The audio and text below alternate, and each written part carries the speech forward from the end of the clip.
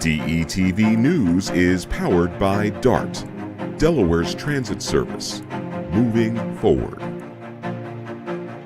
Get ready to book a $19 flight out of Newcastle.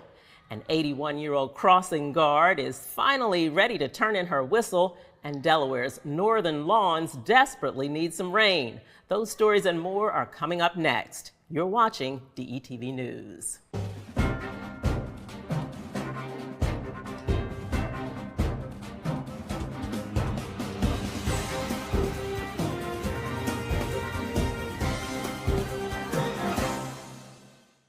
Hello and welcome to DETV News. I'm Lauren Wilson.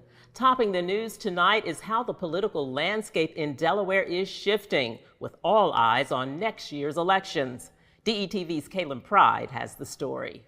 With 2024 being an election year, Democratic consultants, organizers, and party observers believe the election will birth a new generation of Democratic leadership. For the 2024 election, Delawareans will elect a new governor, lieutenant governor, Newcastle County executive, U.S. senator, and possibly a new U.S. representative. Since the recent announcement of Senator Tom Carper's retirement, his decision is likely to trigger two statewide races, one for his seat and perhaps another for the state's House seat. In his announcement, Carper endorsed Congresswoman Lisa Blunt Rochester, but she has yet to make a formal announcement. When it comes to next year's House seat, many Democrats are dropping State Senator Sarah McBride's name and Delaware State Housing Authority Director Eugene Young after he recently announced his interest in running. When it comes to the race for governor, many have also speculated Lieutenant Governor Bethany Hall Long to run, and just this week, I'm Matt Meyer. Newcastle County Executive Matt Meyer announced his run for governor. There's a real sense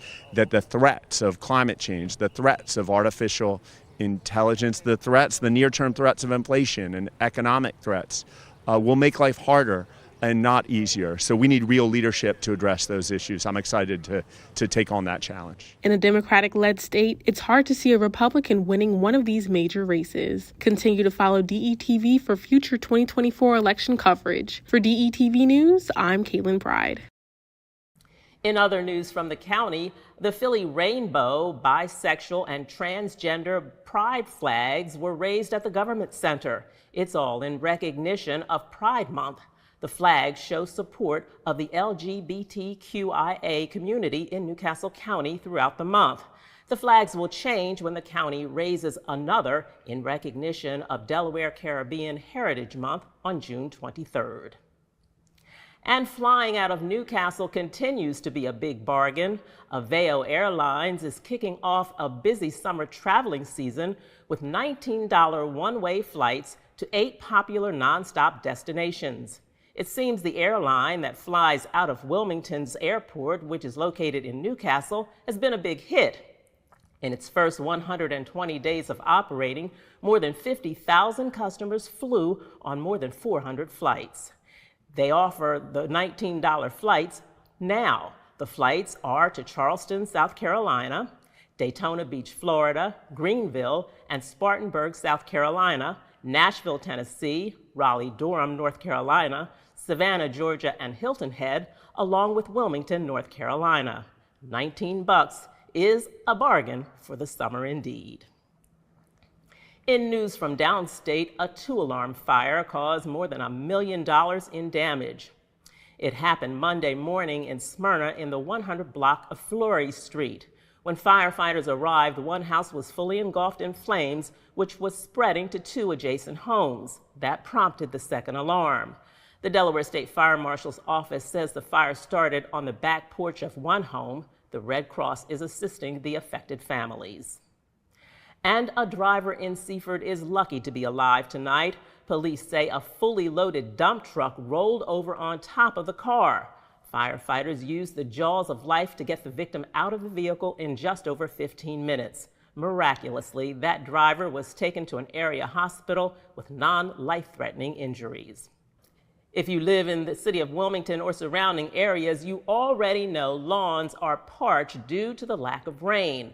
According to the Newcastle County Airport climate site, Wilmington received only 0.20 inches of rain in May. That's the lowest total for the month since 1894. This May will go down in the history books as the 5th driest month on record for the city. The good news is the rest of the state falls under the normal category. The last time the entire state suffered from an extreme or exceptional drought was the summer of 2002. There is rain in the forecast for this week, so there may be relief on site. Finally tonight, a crossing guard who has been on the job long enough to see generations of kids head to and from school is finally retiring. Kaylin Pride has the story. I have never heard of a crossing guard on the job for 51 years. Crossing guards are known to keep children safe, but they also can leave a lasting impression. This is the case for 82-year-old Dolores Navarez, who after 5 decades of service is finally ready to retire. Feels great. I loved every minute of it. Many gathered to honor Dolores after 51 years of service to the children of Newcastle County. It's extraordinary when you think that what a crossing guard does is, in those rare instances, they make sure that kids are safe. There are probably countless adults who are out there who are safe and dare I say, maybe a few who are alive today because of her decades of service. As a wife and mother, she decided to start working as a crossing guard back in the 1970s and has served generations of children. Well, my husband was working. My children went to school. My youngest was in kindergarten. That's when I decided to be a crossing guard. She was also the crossing guard here when my oldest grandson went here. Oh, I love them. Yes, I become friends with a lot of them. And when they leave here, they go to middle school, they go to high school. Some of them will come back and visit me. I have no clue who they are. They have changed so much from elementary, and it's just been great. Although she'll be missed by many, her legacy as the longest-serving crossing guard in Newcastle County history will continue to be remembered. I'll just miss it all. It's been great. For DETV News, I'm Kaylin Pride. That's going to do it for this edition of DETV News. I'm Lauren Wilson. Thanks for tuning in, and be sure to watch us tomorrow when Matt Ford files his report. In the meantime, check us out on social media platforms and on Comcast Channel 28. Take care until next time.